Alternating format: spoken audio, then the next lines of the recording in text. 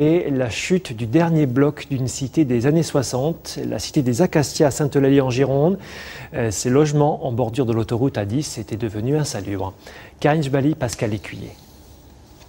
52 ans d'histoire de Sainte-Eulalie qui partent en poussière. La déconstruction de cette résidence des Ruaux est quasiment achevée avec la chute du dernier bloc de béton. L'opération nationale de rénovation urbaine est proche du but. Cette résidence, prise en tenaille entre rocade et voie de chemin de fer, disparaît peu à peu. Il y avait 180 familles à l'époque de la signature avec l'ensemble des partenaires financiers qui nous soutiennent. Les 180 familles, aujourd'hui, il y en a 5 qui ne sont pas encore relogées, qui vivent actuellement au Bleuet, mais qui vont être relogées dans le mois à venir, puisque la dernière opération sur Sainte-Eulalie de logements sociaux va être livrée d'ici un mois, oui, et doit les accueillir.